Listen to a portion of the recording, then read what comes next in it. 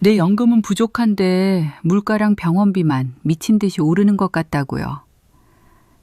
요즘 60대, 70대 분들 사이에서 노후 의료비랑 생활비 감당 못해서 퇴직 후에 다시 일자리 찾으러 나섰다는 이야기. 남 얘기 같지 않으시죠? 자고 일어나면 건강보험료, 대출이자, 자녀 교육비가 통장을 탈탈 털어가는데 정작 내 노후 통장은 비어있는 느낌. 혹시 그러신가요? 나도 뭐라도 불려야 할 것 같은데 지금 주식 시작해도 될까? 괜히 잘못 들어갔다가 퇴직금 날리는 건 아닐까? 이런 불안감 때문에 시작도 못한 채 시간만 보내고 계신 분들이 정말 많습니다. 그런데 이미 조용히 내 또래 사람들 중 일부는 원금 변동은 줄이고 매달 배당을 받는 방법으로 한 걸음 먼저 나가고 있다는 것 알고 계셨나요? 오늘 영상에서는 주식은 무섭지만 은행 이자는 부족한 60대, 70대를 위해 주식 같지 않은 주식, 월세처럼 배당받는 구조, 그리고 금리 오르내릴 때 뭘 조심해야 하는지까지 하나씩 풀어드리겠습니다. 지금 이 내용을 모르고 넘어가면 앞으로 10년 뒤 노후에서 어떤 차이가 날지 여러분 스스로 끝까지 보시면서 한번 느껴보셨으면 좋겠습니다. 평생 모은 돈이 단 한순간에 사라지는 일을 상상해 보신 적 있으신가요? 겨울 끝자라 바람이 유난히 차갑던 어느 새벽, 서울 변두리 전통시장의 골목에서 낡은 가방 하나를 맨 채 천천히 걸어가는 72살 박병호 어르신의 뒷모습이 보였습니다. 마치 세상 무게를 혼자 짊어진 듯 어깨가 자꾸만 좁아지는 사람이었죠. 그날 아침 시장 입구에서 만난 김떡집 사장이 조심스레 물었습니다. 박 형님 오늘도 혼자 드셨어요? 어르신은 가볍게 웃으며 말했습니다. 에이, 나이 들면 원래 다 그렇지 뭐. 혼자라도 따뜻하면 됐지. 하지만 그 미소 뒤에 숨어 있던 건 은퇴 후 20년간 모은 9천만 원이 단 2달 만에 사라져버린 상처였습니다. 박 어르신의 삶은 늘 성실했습니다. 공장에서 35년 일하고 아내와 함께 늦은 밤 라디오 들으며 한 끼 한 끼 소박하게 아껴 살았죠. 아들이 장가갈 때도 손주 태어났을 때도 나 쓰는 것보다 애들한테 보태주자 하며 노후 자금도 얼마쯤은 기꺼이 내어주던 사람이었습니다. 그러다 어느 날 동네 지인이 조용히 말했습니다. 형님, 요즘 다들 이걸로 월세처럼 돈 벌어요. 안전하고 은행 이자보다 훨씬 좋아요. 안전하다는 말, 월세처럼 들어온다는 말, 노후까지 걱정해야 하는 나이, 그 달콤한 말에 흔들리지 않을 사람 많지 않죠. 그렇게 어르신은 평생 모은 퇴직금 중 9천만 원을 수익률 보장형 부동산 투자라 믿고 맡겨버렸습니다. 증명서도 있었고 설명회엔 또래 남녀들로 가득했습니다. 누군가는 그날 계약서 들고 사진까지 찍었다고 합니다. 이제야 나도 사람답게 살 수 있겠다는 희망이 가득했던 자리였죠. 하지만 돈이 사라진 건 단 57일 만이었습니다. 연락은 끊겼고 사무실은 텅 비어 있었습니다. 아내는 몇 년 전 먼저 떠났고 아들은 대전에서 먹고 살기 빠듯해 그에게 짐 하나 더 지우고 싶지 않았습니다. 그래서 어르신은 말했습니다. 이건 그냥 내가 바보라서 그런 거지. 누구 탓하겠냐. 그 후로 그는 아침마다 시장을 돌며 자비를 시작했습니다. 쓰레기 치우고 박스 정리하고 떡 진열 도와주며 하루 2만 원, 많으면 3만 원. 나도 일을 하니 다행이다 라며 웃어 보였지만 밤마다 집에 돌아오면 조용한 방 안에서 오래된 아내의 흑백 사진을 멍하니 바라보곤 했습니다. 사진 속 아내가 말하는 듯 했습니다. 그 사람 미워하지 말고 당신 몸부터 챙겨요. 하지만 어르신은 눈을 피했습니다. 자책이 너무 컸기 때문입니다. 어느 날 아침 시장 입구에서 작은 소란이 들렸습니다. 박 어르신이 웅크린 채 벽에 기대 앉아 있었죠. 형님, 괜찮아요? 어디 아파요? 아냐, 숙면을 못해서 그래 어지러워서 좀 앉아 있는 거야. 하지만 떡집 사장은 알아차렸습니다. 며칠째 어르신이 밥을 제대로 먹지 않았다는 걸. 홀몸이라 챙겨주는 사람도 없다는 걸. 그날 어르신의 손에는 라디오가 들려 있었습니다. 세월 따라 색이 바랜 오래된 라디오. 아내와 함께 들었던 단 하나 남은 물건. 그런데 라디오에서 흘러나온 한 문장이 그를 붙잡았습니다. 노년층 금융 피해가 급증하고 있습니다. 특히 안전한 월 지급식 상품을 찾는 분들은 반드시 구조를 확인해야 합니다. 그 순간 어르신의 눈동자가 흔들렸습니다.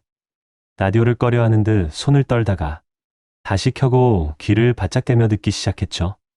그대였습니다. 시장 반대편에서 큰 고함이 들렸습니다. 저기요, 누가 좀 와요? 사람이 쓰러졌어요? 사람들이 몰려들었습니다. 바로 박 어르신이 앉아있던 자리였습니다. 라디오는 바닥에 떨어져 깨진 채 흐릿한 목소리만 반복하고 있었습니다. 안전한 투자 구조를 꼭 확인하시. 떡집 사장이 뛰어와 외쳤습니다. 형님, 제발 눈 좀 떠봐요. 시장 상인들이 하나둘 모여 손을 붙잡고 흔들었습니다.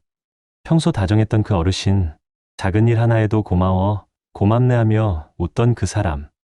그리고 그 순간 어르신의 입술이 아주 미세하게 움직였습니다. 그가 마지막 힘을 짜내며 꺼낸 말은 그게 최선입니까? 순간 모든 시장이 얼어붙었습니다. 그 말은 아내가 생전에 자주 하던 말이었습니다. 어르신의 평생을 바꿔놓은 말이기도 했죠. 하지만 그 말의 진짜 의미는 이제야 조금씩 드러나려 하고 있었습니다. 그리고 그 다음 순간 시장은 또 한 번 충격에 빠지게 됩니다. 그 자리에 있던 모두가 예상치 못한 진짜 사건이 일어났기 때문입니다. 시장은 숨도 쉬지 못한 채 얼어붙어 있었습니다. 박 어르신이 쓰러진 자리에는 깨진 라디오가 바스러진 유리를 흘리며 마지막 문장을 반복하고 있었죠. 안전한 월 지급 반드시 구조를. 떡집 사장은 울먹이며 구급대에 전화했고 생선 가게 주인 과일상 아주머니가 허겁지겁 달려왔습니다. 누군가는 어르신 손을 꼭 붙잡고 기도하듯 말했습니다. 형님 왜 이제야 말했어요? 얼마나 힘들었으면. 병원 응급실로 옮겨진 박 어르신. 검사 결과는 극심한 영양 불균형과 스트레스, 여기에 탈진이 겹친 상태였습니다. 의사는 말했습니다. 쓰러지기 직전까지도 버티신 겁니다. 아마 오래전부터 혼자 감당해 오신 것 같네요. 말을 들은 떡집 사장은 자리를 지키다 말 못하고 고개를 숙였습니다. 시장 상인 모두가 눈치껏 알고 있었기 때문입니다. 어르신이 매일 편의점 1+1 할인 도시락만 먹어온 것, 새벽마다 구석에 앉아 흑백 사진을 보며 한숨 쉬던 것, 아들이 전화하면 괜히 괜찮다, 잘 먹고 잘 지낸다며 웃던 것, 그 모든 거려. 다음 날 새벽같이 어르신이 눈을 떴습니다. 옆에서 떡집 사장이 졸린 눈을 비비며 말했습니다. 형님 사람 놀래키면 못 써요. 어르신은 잠시 침묵하더니 멀리 창문 밖 흐릿한 도시 불빛을 바라보며 조용히 말했습니다. 내가 바보였지. 돈 잃은 것보다 그거 숨긴다고 남은 사람들 걱정하게 만든 게 더 바보였어. 떡집 사장은 어르신의 말에 눈시울이 붉어졌습니다. 혼자 끙끙 앓으면서 얼마나 힘들었어요. 어르신은 작은 한숨을 내쉬며 더 조용히 말했습니다. 나는 다시는 무너지면 안 된다고 생각했어. 아내도 없고 자식도 자기 먹고 살기 바쁜데 내가 흔들리면 아무도 나를 잡아줄 사람이 없을 것 같아서. 그 말을 들은 순간 떡집 사장은 오래 참고 있던 말을 꺼냈습니다. 형님, 왜 우리한테 말 안 했어요? 같이 일하고 같이 웃고 같이 살아온 이 사람들이 형님이 생각하는 것보다 훨씬 형님 편인 거 몰랐어요? 박 어르신은 얼굴을 천천히 돌렸습니다. 그리고 평생 감춰온 마음을 드디어 꺼냈습니다.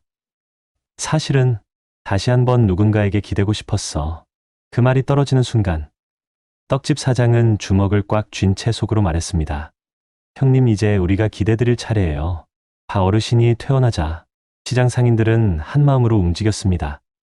야채 가게는 형님 오늘은 이거 드세요 라며 따끈한 미역국을 포장했고, 과일 가게는 이제 비타민 챙겨 드셔야지 라며 딸기를 챙겼습니다. 심지어 옆 골목 국수집은 평생 공장 다니신 분이 국물도 못 드시면 안 돼요 라며 소면을 삶아 주었습니다. 그리고 떡집 사장은 어르신에게 작은 봉투 하나를 건넸습니다. 이거 시장 사람들 다 같이 모았어요. 형님이 다시 시작할 수 있게 조금이라도 도움되라고. 봉투 안에는 누군가 5,000원, 누군가 10,000원, 누군가 30,000원씩 모은 소박한 시장의 마음이 담겨 있었습니다. 박 어르신은 봉투를 꽉 움켜쥔 채 고개를 떨구며 말했습니다. 내가 이런 걸 받아도 되나? 그때 떡집 사장이 조용히 말했습니다. 형님, 아내분이 살아계셨으면 뭐라 하셨을 것 같아요? 어르신의 손이 멈췄습니다. 그리고 아주 작게 속삭였습니다. 그게 최선입니까? 라고 했겠지. 아내의 말, 어르신의 인생을 지켜준 마지막 말.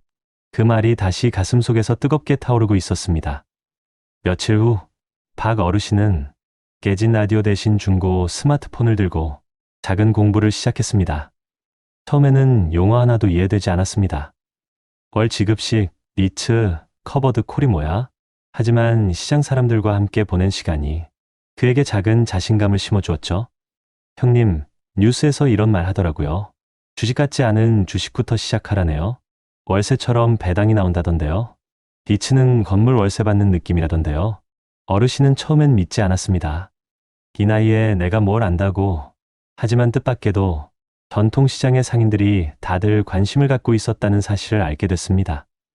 누군가는 채권 ETF를 조금 사두었고, 누군가는 이자처럼 들어오는 ETF가 있다며 설명해 줬습니다. 하 어르신은 그제야 깨달았습니다. 아, 나만 뒤처진 게 아니었구나. 다들 조금씩 배우고 있었구나.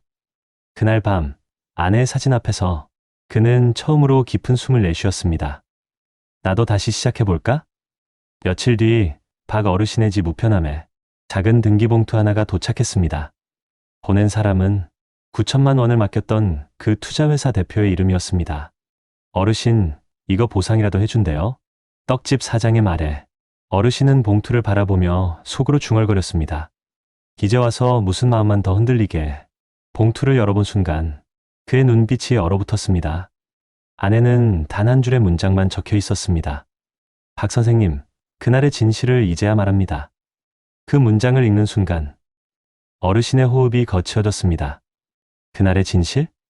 도대체 무슨 말이란 말인가? 왜 지금이란 말인가? 그리고 바로 그 순간 문 밖에서 누군가 조용히 그의 이름을 불렀습니다. 아버지 나예요. 문턱에 서 있는 사람은 수년간 연락이 뜸했던 그의 아들이었습니다. 그리고 그 아들이 침묵을 깨고 꺼낸 말은 박 어르신의 남은 삶을 뒤흔들 충격적인 사실이었습니다.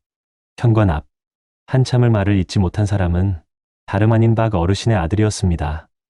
수년 만의 만남, 하지만 얼굴은 어릴 때 보던 그 밝은 얼굴이 아니었습니다. 마치 세상과 정면으로 싸우다 지친 사람처럼 눈가엔 깊은 피로가 내려앉아 있었습니다. 아버지, 죄송해요. 제가 너무 늦었죠. 박 어르신은 그 자리에 굳어섰습니다. 아들이 집까지 찾아오리라곤 한 번도 생각해 본 적이 없었습니다. 무슨 일이냐? 아들은 등기봉투를 조심스럽게 바라보며 말했습니다. 아버지, 그 투자 회사, 제가 다 알고 있었어요. 그 순간 시간은 멈춰버렸습니다. 어르신은 믿을 수 없다는 듯 아들의 얼굴을 바라봤습니다. 뭐라고? 아들은 떨리는 숨을 골라가며 말을 이었습니다. 그 회사 대표, 제가 예전에 같이 일했던 사람이에요. 근데 아버지가 거기에 돈을 맡겼다는 걸 알고 나서 제가 찾아가 항의했어요. 그런데 그 사람이 그러더군요. 아들의 목소리가 흔들렸습니다. 이미 늦었다. 돌려줄 돈도 없고 내려놓으시라. 박 어르신의 손이 떨렸습니다. 그럼 너는 그걸 알고도 왜 나한테? 아들은 고개를 깊이 숙였습니다. 아버지, 저도 그때 너무 힘들었어요. 대전에서 사업이 망하고 빚쟁이들이 들이닥치고 제가 아버지에게 도움 요청할까봐 그 사람은 오히려 이렇게 말하더군요. 아들은 천천히 그러나 가슴 깊은 곳에서 끌어올린 한 문장을 말했다. 내 아버지 돈은 내가 나중에 갚아라. 그 말 듣는 순간 차마 아버지한테 말할 수가 없었어요. 박 어르신의 입술이 굳었습니다. 서러움과 분노, 그리고 말할 수 없는 복잡한 감정이 순간적으로 몰려왔습니다. 그게 내가 생각한 최선이었냐? 그 말에 아들은 마치 심장을 찔린 듯 주저앉았습니다. 아버지, 그때 저는 제 숨 쉬는 것만으로도 버거웠어요. 아버지까지 실망시키고 싶지 않았고 아버지는 평생 똑부러진 분이었잖아요. 제가 그런 아버지한테 아버지, 나도 망했어. 이 말을 참아 못했어요. 아들의 눈물이 바닥에 떨어졌습니다. 어르신은 떨리는 손으로 책장 위에 놓인 오래된 흑백 사진을 바라보았습니다. 아내의 눈웃음, 아내의 목소리가 귓가에 스치는 듯 했습니다. 당신 사람 미워하지 말아요. 가까운 사람일수록 더 따뜻하게 대해줘야 해요. 어르신의 숨이 흔들렸습니다. 아들에게 돌아보며 차갑게 말하려던 순간 아내의 목소리가 또렷하게 들렸습니다. 그게 최선입니까? 그 말은 책망이 아니라 살아온 세월을 다 품은 위로처럼 느껴졌습니다. 박 어르신은 천천히 아들에게 다가갔습니다. 떡집 사장이 말했던 것처럼, 서울시장 사람들이 보여줬던 것처럼, 아내가 생전에 보여줬던 것처럼 따뜻하게 조심스럽게 일어나라. 아들은 고개를 들지 못했습니다. 아버지, 제발 화내세요. 저 자격 없어요.